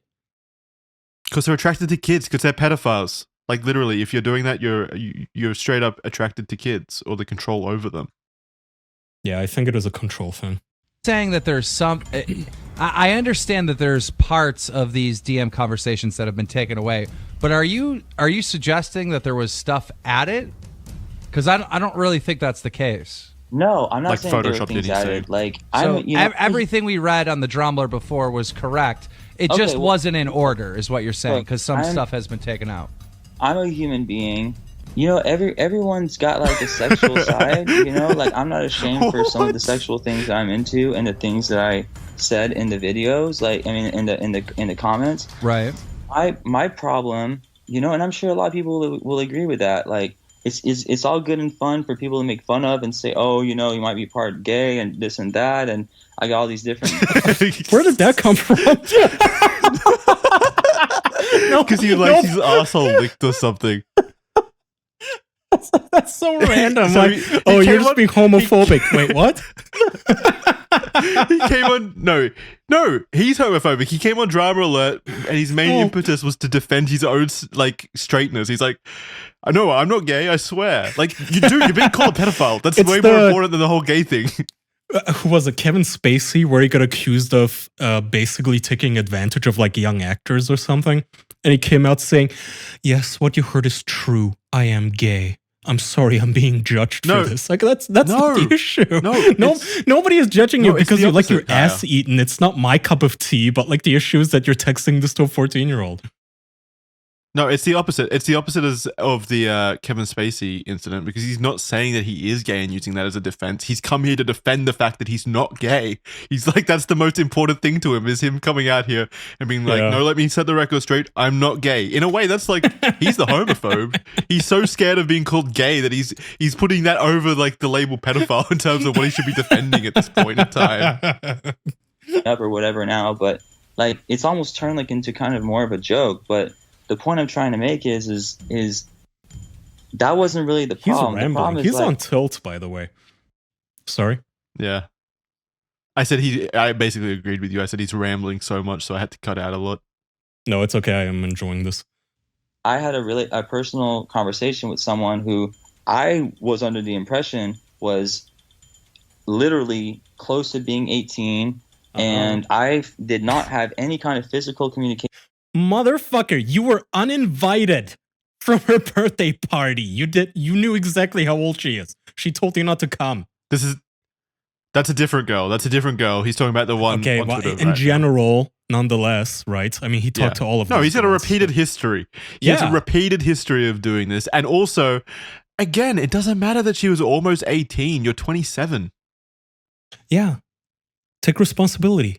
It's up to you. I don't care what the kids said. And I don't want to just like try to defend myself, but I almost feel like I was sort of taken advantage of in a sense, because it's like I didn't have a whole lot of followers. They, you know, reached out to me saying sexual stuff. They lied about. But the thing is like, he almost makes it sound like he's the victim. Like, yeah, this child took advantage of me. That's what he's literally. Go back, replay it. That's exactly what he says. Sense, because it's like I didn't have a whole lot of followers. They, you know, reached out to me saying sexual stuff. They lied about. But the thing is like at the time you were like 27 or 28 years old. All right, in his eyes. If this girl says I'm almost 18 and you know she's not telling you that she's legal, and you pursue her sexually, you're in the wrong. I mean, you're the adult. You're the adult. Thank you. Man. You know, and I mean, it's common logic. This isn't props to Keemstar. It's more of an indictment on Romeo Lacoste. He doesn't know that fucking logic, and you couldn't think of this. You really came on the show saying, "Yeah, well, I mean, the 17-year-old hit on me first. What was I supposed to do?" And now they're coming out. See, the conversations were all photoshopped because, you know, in what's shown, it looks like I was the one instigating stuff, when in actuality, she was the one instigating. She's underage, you fucking retard. Like, what do you mean? Sending girls photos of his bulge. They were 15 to 14 at the time. Bro. No, you're right. You're absolutely right. But I also feel like okay, you're absolutely right. Like, all I want to say to defend myself is this. Look, you kind of know me a little bit. The face guys knows me. And I'm not just trying to throw people under the bus. I am very well respected in this community. I've tattooed every YouTuber from across the fucking map, all the way to, you know, Kodak Black, rappers. That's true. WRLD. That's true. And I have I've had my tattoo shop for 4 years. I have never had a single complaint of what does any this have girl to do with whatsoever. anything? I am literally the most careful person. You admitted these pictures are real. Respect for their dignity, says, their sexuality, cares? and their, just their body. No, and I Wait, listen. what do you say about their On all accounts, you're a nice No. dude, and like let me finish. on Their utmost respect for their dignity, their sexuality, and their, just their body. no, And- I listen. No, on no, no, all, Wait, on he's all thankful accounts, for their bodies? you're a nice He's dude, respectful and to their like bodies? let me finish. All I'm saying is that I like how Keem starts some of this complimenting stuff, him in there my and agreeing with opinion- him, and he's like, "No, shut the fuck up. Let me." Yeah, let me get through this, Keemstar. I haven't incriminated myself Yeah. enough yet. Shut up. just Yeah, doesn't make sense. Like, don't help me. you guys are comparing, like stuff from 2016 is surfacing now. Like, how many of you guys were different 3 years ago? Not saying that, like, obviously, Dude, not everyone. Oh my was, god, you were still 27. He was I- 27. It Or was 2024, 2016 is whatever. not an excuse. Also, Yeah, like 3 years. oh, is not, like it was a different time, man. No, not really. 3 years ago. That's not that long in the grand scheme of things. Yeah. If we're not talking about you like committing war crimes in Vietnam, you just did this basically yesterday. a night and day difference. But Right. I know for me, I was in a completely different world 3 days ago, and 3 years ago. Oh, I I was in a literally completely said different 6 mind state, days you know? ago. I get that. I totally understand that. But we're talking about like a child predator. Like, I mean, targeting young girls. Another girl came out and said that she's Wait, so known he's you. so he's basically like his defense there. His defense there is, well, yeah, 3 years ago I was a pedophile, but right now I'm not. Like, so he's still admitting that he was a pedophile. Back Yeah, then. and you know the space that my mind was in, I was really different. I wasn't as famous as I am now, but I mean, can you really blame little girls for reaching out to me? And what was I supposed to do? all the way back to the MySpace days. Another girl that we interviewed here on Drum Alert, who's friends with Luna, she wanted to remain anonymous. Your ex-girlfriend from 10 years ago said that you were 19 or That's exactly what it is. said. She wants to. Can I say her name? Because if she wants to go on here and put me on blast, she might as well. I mean, I can't stop you from saying her name, but Okay, yeah, Lindsay Montiero. I'm friends with Luna. I dated. He could stop him Straight from up saying doxes her her. name. Yeah, this is- Yeah, he it is so Keeps pointless. Loved that. I know. Yeah. Yeah, I mean, Again, this just it- makes Romeo look even worse. Like, this woman wanted to stay anonymous, and then he's like, "No, I won't allow it. This is her name. This is who I victimized. I want everyone to know." Like, you could have at least, like, the optics on that, just generally bad. And once again, this is how you know that Keemstar is not a fucking journalist. Like, he's just a shit Yeah. stirrer. Oh yes, yeah. Please go call her out, and then I'll call her in her fucking white trash trailer and have her say shit about you too. Her back when I was like 19 years old. and 18. she was 14, right? I don't believe that she was 14 at all. I Oh, know actually, I take that back. I remember her saying that she may have been 15. I think she might have been late 15, possibly. This is me being extreme. She may have been late 15. I remember her being more like 17. But Of course, the classic defense. She was actually 17. Wait, Kaya. Yeah. Think about this. You know your girlfriend's, your wife's age, right? Mm-hmm. I know my Yes. wife's age. My girlfriend's age. He doesn't know the age of his girlfriend that he was with for like 4 years. Well, also even the age that he's guessing, she could have been late 15. Yeah, cut contact. Well, no, then. but my point is, like, he definitely knows her age. You don't forget something like Oh, that. yeah, You know I mean, the age the of way the he says- woman you've been with for 4 years. So he's clearly lying here. In which case, him saying, "Well, I think she was close to 17." Nah, she was 14 or 15. Well, also him just saying the whole argument from the ground up is so ridiculous. Oh, she told me she was a child, but I don't know if I believe that. Why? How many women were just with go her on the for 4 internet and years. lie about being a child? What for? Why would she lie? The girl that you've been, I assume this is the one he's been having sex with, right? So- Yeah, this was the one that he was with for 4 years. They're talking about the one. yeah, that he okay, lived in so the room of yeah, and you know her didn't pay fucking rent for. age. It's not like a mystery. Oh, you were with her for 4 years. Plus 14-year-olds look 14. Yeah. You can usually tell their age. But I dated her for about 3 years. I lived in her house. I moved in with her house. Her parents were completely cool with it. We slept in completely separate bedrooms. Yeah, I don't She said you peed on her. I don't remember that. And it traumatized her. Like, I don't remember that. Really? It traumatized her? that's what she said. Let me say this because I don't Look, feel like I'm see getting the a chance to defend mask clip myself. there. Go back. Sorry. Watch the But- mask clip. So when he pause it, when Keemstar is like, she said that it traumatized her. It's like he was offended that she found the act traumatizing, not that it existed or didn't exist or happened or didn't happen. It's like, really, it traumatized her. That lying bitch. She loved it. Let's replay. It was like I don't that remember kind that. of. And it traumatized her. Like, in a. Really? It traumatized her? See, like really, I thought she liked it. It's So that kind of like fucking dumb. take, not that it happened or didn't happen. It's that like what she liked it. Come on, Good Keem. catch. Let me say this because I damn, don't feel he's like I'm getting a dumb. chance to defend myself. As far as I know. I told you. as Lindsay, I told you. my ex-girlfriend, she had told me that she had been before I dated her, she had dated guys that were older than me. I How is that a Okay. defense? Yeah. She dated guys Well, older than me. I was actually the youngest of her boyfriends at 19, and she was 14. It's okay because she was molested before. did my best Yeah, it to was treat my her, turn. you know, with respect, and I really liked her. I You treated pissed on her like her. a princess. I moved in with her family. I got in really close with her family. I mean, she said you peed on her. Okay, well, where's the proof? At the end of the day, Yeah, show me the urine. show me the piss. It was photoshopped. Pro tip, that should have been your fuck, I first think I'm and peeking. only sentence. Where's the proof? Okay, can't prove it. Leave me alone. All denied. Lie. Leave me alone. Yeah, but okay. And then This doesn't work anymore, though. This doesn't work anymore because he showed a repeated history of really fucking weird shit. Like, he's confirmed all the other stuff. So immediately, I don't need proof of the piss thing happening anymore. the repeated history, and also, you kind of said you did, and you're angry at her for not liking it. Yeah. Really?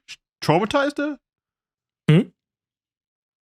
Yeah, I was just saying, like, he goes, really? It traumatized her? Just because I pissed on her face? Ugh, God, what a prude. over the top, inappropriate conversation I agree. between you and underage girls Okay. in 2016. You're right. Let me ask you this. Where is the cold hard proof? Because I'm admitting, I'm agreeing. You I'm confirmed admitting it. that some of that stuff, yes, it's real, but I feel like a lot of it is being Wait, you just did it again? fabricated. It's too late to make this argument. You were supposed to make this argument like 15 clips ago. You've already confirmed it. You can't go by this angle anymore. You can't say, oh, well, fake. I don't think he knows what fabricated means because he's consistently confirmed that nothing was added or altered, just that it was changed the order of. That's not fabrication. And she asked for it. Don't forget. Photoshopped Well, and I mean- twisted Really, she's the predator. Wait, to wait. make it look like they're not flirting with me. They didn't reach out to me. They literally Oh my were in fucking charge of your God. fan club. So everybody gives you that credit, but you are you're the adult. If you start telling these fangirls who are underage that you want them to lick your asshole and you want them to come in a shot and have them drink, bro, that's fucked up, dude. That's like that's a crime, bro. Look, Hakeem, all I can say is that I personally feel like I thought I did my best, okay? I thought I was educated by the situation. I feel like I wasn't I thought fully I did my aware of the best. situation. I understand it doesn't make an excuse. This is 2016. I was new to fame. 3 years ago. It was a completely different scenario for me. Now, I literally have not been on my phone DMing people for 3 fucking years. Like, I don't even get on my What a phone. That's a because I record for understand how Romeo. people on the internet are. Yeah. I understand He's in a what you long-term said, what relationship, you're by the way. saying. It is gross. It is fucked up. I mean, if people want to do that between consensual people, shit, everyone's got a freaky side. You know what I mean? It's just like this is defense. Yes, Adults. everybody has a freaky side. That's not the point. Again, it does not go back to I want my asshole licked. Sure, fine, whatever. Yeah, it genuinely sounds like he's more afraid of being known as gay or like kinky than he is like of being a fucking pedophile. That's what he's focused on. Oh no, God. Keemstar, no,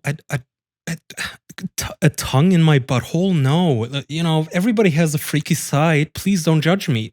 Not the point. Okay? Do that with an adult woman. It's fine. Have a 27-year-old girl's tongue in your ass. It's fine. Yeah. Nobody cares. It's okay. Do it. It's fine. I totally agree with you, bro. I totally agree with you. I am all for this, bro. Like, I really, really, really, like, you can ask any customer who's ever came into my shop for the last 4 years. I treat them all with the utmost respect. I've never flirted with them. No, but we know you're not fucking your customers. It's not about that. It's about what's It's not about what's here. If I could talk real quick, it's there, bro. I'm getting there. I'm getting there. It's not about what's happening he's in such the a public. fucking prick. Listen, I have sisters. I know exactly what you mean. They mean the world to me. I would never disrespect my sisters, or I feel like when I look at them, like I could never understand a girl that age being disrespected. But at the same time, all I'm saying is I feel like the situation is not portraying the whole story. It was actually way worse than what they presented. Yeah, I mean, gross. But also, he's again. Another one of his main defenses is, well, actually, people I tattoo like me. Like, what does that have to do with anything? I know. Like, well, okay, but I'm a really good cashier. Okay, well, you still can't talk to 14-year-olds the way you did. And you're admitting it in the DMs knowing that they're underage. No, I don't. I admit it in the DM because this is what I'm trying to tell you. You're seeing part of the conversation. Before that, the girl tells me she's almost 18, right? So I was kind of like, Do you have that proof? Huh? Do you have that proof? No, I deleted all my stuff because I'm in a serious relationship with my girlfriend. I am apologetic, and I will give.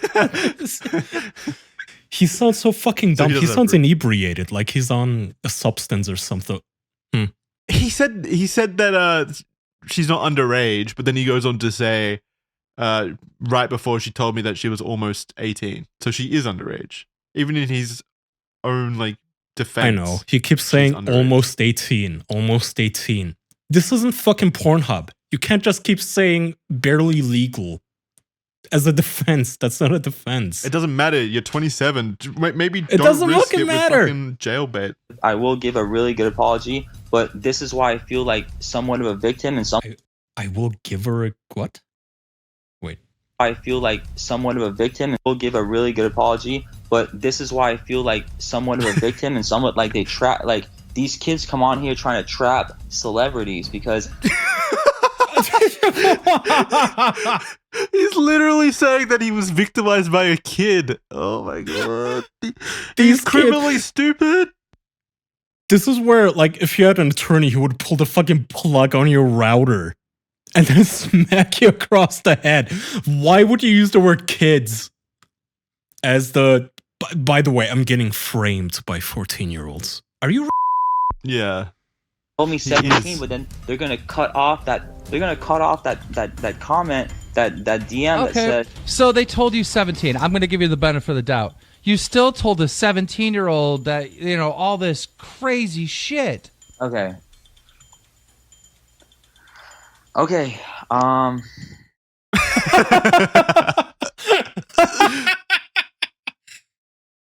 What? He means well. The cum was nutritious for them, and when paired with shots, it's tasty. He means well, goddammit. It has protein in it, I guess. Yeah. I mean, it's good for her. Makes her bones grow. Oh my God. I made the mistake of turning. Why is he pretending to be the hero? Like he was the victim, and he means well, and he's shucks. Like, dude, the DMs are right there. You've admitted to them, and they talk about you coming in shot glasses and giving it to underage girls. Like. Yes, I'm the victim. I got taken advantage of. Me. I'm so sorry, Keemstar. I don't want to bother you with my sexual assault that I suffered at the hands of a 14-year-old girl. To people on social media who were, girls who were down to give me attention. And now that I honestly see it for what it is, it's all nothing but a fucking trap. But, it's a trap if they're underage, which appears a lot of these girls were. The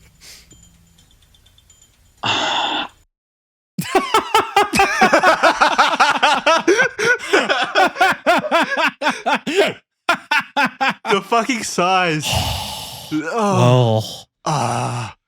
Yeah, that was true, but not 18 are saying stuff like, will your parents care if you come over? Like, you literally invited this girl to come to your house to do all these sexual stuff with you. It's all in the conversation, and you know that she's not 18.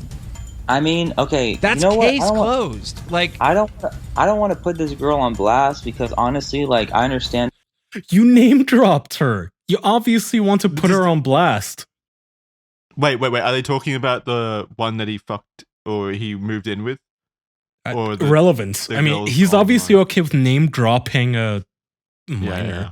Well, I'm not sure what the motive is for these people, but this girl was sending me sexual shit, telling me she would go to parties, hook up with people, she's had boyfriends, blah, blah, blah, blah, blah. What does that have to do with anything? You know what I'm saying? Like, who cares? And also the girls who are involved in this, and if any girl out here feels like, whether they were, taken advantage of or manipulated or anything, I just want everyone to know that definitely was not my motive at all by any means. I feel like social media is a very like crazy world, dangerous world. Things are easy to get mixed up, and it's easy for very dangerous. It's dangerous, man. Social media is so fucking dangerous. Like, yeah, it is because of people like you. Yeah, that's what Keemstar was doing. Yeah, it's this girl's fault. She's the real pedophile. Yeah, I mean that's really the argument. Is I was abused, not the girl. No. He's also another one of these stupid... Dude, there's been so many arguments from him, and they're all just the worst, absolute worst arguments I think I've ever seen in a case like this. He said that basically, like, this girl, because she told him that she was going out partying and stuff, and she's already slept with other dudes. It's fair game. Age, like, the age doesn't matter because she's already partying. But that's what his defense was just a few clips ago. Crazy. Like, he thinks that once they've been... I guess once they've had sex... then it's fair game. Which is weird. Again, it's not for you. Yeah, okay, teenager explores her sexuality. Not for you. 27-year-old guy isn't supposed to be having sex with a 15-year-old. The Twitter, I have a bunch of people getting in contact with me saying that they have damaging DM conversations with you that are on Twitter that they can't get to because your account's deactivated. Are you ever going to make it active again? See? I don't know, man. To be completely honest, I just feel like... Yeah, that's not suspicious at all. He absolutely has way more incriminating stuff. I don't want to make excuses and make myself look bad, but, sometimes when you're not that good looking and you're not that cool and you don't have that many, followers and you're not really popping for anything, like, people give you attention, and you just, like, it's nice to be getting attention from people, and I'm not saying that, like... Have you ever watched How to Catch a Predator? I mean...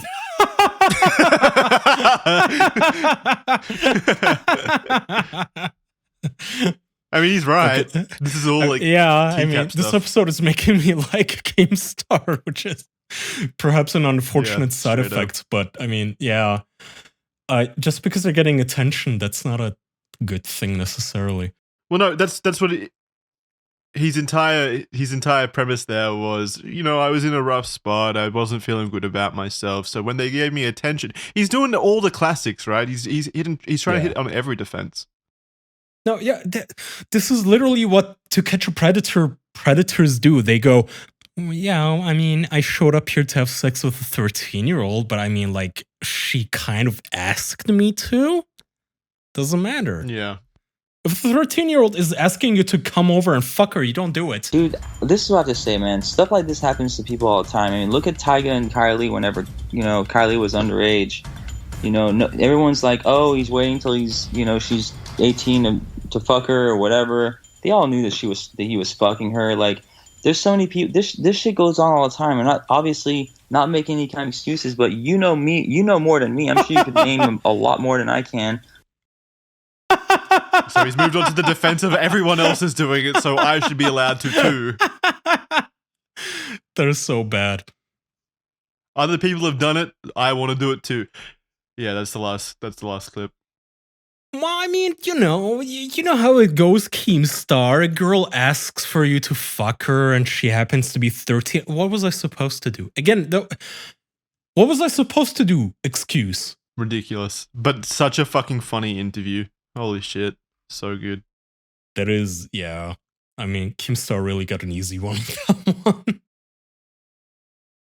But yeah, I cut out like maybe 20 minutes of him just rambling cyclically about like those defenses over and over again. Keemstar was getting very annoyed eventually and ended it because it was just going in circles. So yeah, according to Romeo, a combination of his innocent but well-meaning ignorance of social media at the time and the callous cruelty of manipulative 15-year-old girls led to this situation occurring, as we just saw. He would then, a few days after the interview dropped, he would delete all of his accounts and disappear to Mexico for a sudden holiday. And there's a picture here of him still with friends, which is surprising because, like, come on. How much of a leech do you have to be to still be friends with someone who just gave that kind of interview? Like, that's the kind of shit where all your friends should cut you off. Yeah.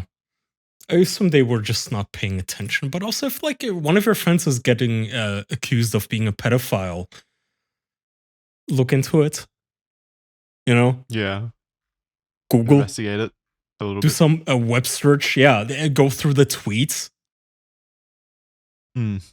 So eventually things seemed to quiet down for Romeo, and he would make a slow return to the internet and start to post again on his social media and channel, with his crimes being mostly forgotten, by and large, by the masses. That was until...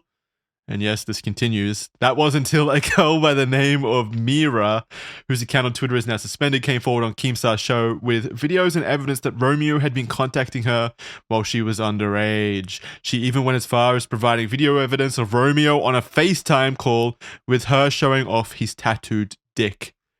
And yeah, this is... So he was legitimately showing an underage girl his penis as well. This is like now CP territory. You've got screenshots below of Keemstar seeing Romeo's dick. It's censored. You can't see it, but yeah. I mean, it was very confirmed. Big black bars. Yeah, Romeo those black bars are his dick. Not only does he show the dick, but look, in the second picture, he also reverses the camera to show that it's actually him. He takes he shows his face. So all plausible deniability gone. He looks like a dope too. And on the... You know, he sighed extra hard when this came out. Just oh yeah. That's all he could give. Just a big old sigh. That's when your dick you've done it again too. Yeah. Quickly, other screenshots would arise of Romeo contacting minors and soliciting children for their Snapchat under the premise of exclusively talking to them, but needing it to be subtle so that they could not be caught. His previous girlfriend, Gigi, of 3 years, would also have old tweets surface from 2016, the same time as the previous crimes were occurring, stating that he slid into her DMs a mere 3 days before her 18th birthday. And then there's a tweet here from Gigi, a kawaii kitten, back in 2016, saying, throwback to when my boyfriend slid in my DMs 3 days before I turned 18. LMFAO. And then it's Romeo in the DM saying hello. So, bro. Okay, are we reading these? Consistent. Oh, there's more? Yeah. Oh, these are the messages from Mira, the girl that was, she was seeing his dick. So she goes, just got broken up with, sideways face. Aw, why? What happened? Do you have Snap? Tell me on Snap. Romeo Lacoste. Okay, I'll add you now. What's yours? And then she gives her Snap. And then he sends a screenshot and he says, I was texting you here. Then she says, this is it later on. So that's just proof of like him trying to get girls' snaps, basically. Yeah. She goes on to say, I called. I'm busy working. Maybe another night. We have to be good. I know. Okay, I told you wasn't going to tell anyone. This is what I mean when I say you're acting so bold one night and then you say you're paranoid the next. It's hard for me to trust people. I trust you, but we have to be good for now. And then when you're 18, We don't have to hold back. Haha. See, again, consistent behavior. Like clearly he knows they're underage. He can't use that as a defense that they're Always the haha at the end too. He doesn't. He again in the Keemstar interview, he straight up admitted that he knew they were underage every single time. So this is all gross. It's just kind of confusing, Romeo. Like just a few hours ago, you didn't care about my age when you asked me to send you stuff. This isn't going to go anywhere. No one is going to know. Well, it went to Keemstar, so. And he says, "Text me on Snap." Yeah, because as we all know, Snapchat disappears messages. So he is being conniving. And then very shortly after the stream of new evidence arose and Keemstar published his interview with Mira, Romeo would have his legal team contact Keemstar with the intent of suing him for slander against his name. So he has a legal team. He admitted it. Yeah. True, but true. If you have a legal team, why go on the fucking show in the first place? Did your legal team not tell you that it's a bad idea to go on Keemstar's drama alerts where he has a bucket of fucking popcorn next to him? And he's like, yeah, so tell me more. How did you abuse children? Also, how is it slander and defamation if he straight up admitted to it? Like he admits it on the stream. Well, it isn't. So I assume he lost this lawsuit. Keemstar doubled down, thank God, and kept everything online, going so far as to encourage Romeo to continue. With the odds in the favor of Keemstar, Romeo doubled down as well and filed a federal court lawsuit against him with a $3.5 million price hinged on it, calculating that as the damages caused by Keemstar's comments on the issue. What a brave man, taking this to court where they could discover things through the, the process of discovery. He is so fucking dumb. I guess he thought since his account was deleted that all the incriminating stuff was gone. He also sought an injunctive release, a legal proceeding which restrains a party from doing certain acts or requires a party to act in a certain way. He effectively sought to silence Keemstar with legal power and prevent him from further outing more stuff. But Keemstar, luckily, did not back down from the fight. So here's a letter from the law officers as well. It's just a normal defamation kind of cease and desist letter. It says, "Dear Mr. Keem." Yeah, dear Mr. Keem, stop making fun of me. Our firm represents Nico Romeo Lacoste to protect his interests in this matter. It has come to our attention that you, Daniel Keemstar Keem, have posted on your network Drama Alert through platforms including but not limited to Twitter and YouTube, videos and posts targeting my client with the overt intention of making sure that Romeo's career is finished. The video, I mean, Romeo did it to himself, dude. He literally came on and said the shit that he said. Of all the clips that we played, and I think we played literally 28 clips, Keemstar said what? Like 7 words? Yeah. It was all you. You made this happen. It wasn't Keemstar. Yeah, you need to perform a cease and desist against your own client, I think, because he did all the damage. The videos share a slanted and carefully curated version of events that do not fully express the truth, but rather is designed to stir up drama irrespective of the truth and put the damage your video can cause. We respectfully demand that your network remove the videos and posts and that no similar postings of this misleading content be allowed on your network. The video's claims are slanderous, being skewed in a light designed to damage Mr. Lacoste's career and have already had a monetary impact upon his business. Oh, boohoo. Mr. Lacoste is a public figure and continued publication of these videos and posts will be considered malicious in nature, for which we will seek both compensatory and punitive damages. Oh, man. Yeah, well, that didn't work out. Yeah. So Keemstar, this went nowhere. On the 17th of February 2021, Keemstar would upload a TikTok video of himself crossing out Romeo Lacoste's name and filling in Keemstar. Eventually, Keemstar would get Romeo to pay his attorney funds and take his YouTube play button as compensation. Why does Keemstar do that so much? He was trying to get Boogie's play button as well. He's like the Thanos. He's like the Thanos of the YouTube universe. He's trying to collect them all. Skulls. He's taking all the. It's like Predator just collecting skulls of your fucking prey. And they make it so easy too. We come to the end of this though. After this all occurred, Romeo still maintains activity online to this day. Most people have forgotten about all of this by now. really everyone has. I don't think anyone really thinks about Romeo in that way anymore, which is sad because it was so gross. He was targeting like 14, 15-year-olds. Come on. And he also admitted to it publicly. Like, I don't know how he sidestepped this. Yeah, you just got to sigh. That should have been Dr. Disrespect's response. Oh, you should yeah. have just sighed. Just sighing. Yeah, so he still receives income from clients at his tattoo parlor, ignorant or uncaring as to the previous crimes, and lives life seemingly free of repercussions. His account, I did notice his accounts may be botted due to the likes and comments being disproportionate. Like he has a lot of likes on his posts, but like barely any comments. So I feel like look at that Instagram post from 42 weeks ago. There were like 7 comments and then 85,000 likes. pretty sus. He looks very different there too. He looks fatter. That's about it. Yeah, I mean, it's a shame he's not being prosecuted for anything, but funny. Criminally stupid. He's very stupid. Criminally stupid, for sure. I wish. So here's the thing. I think everyone that still works with him to this day, what are you doing?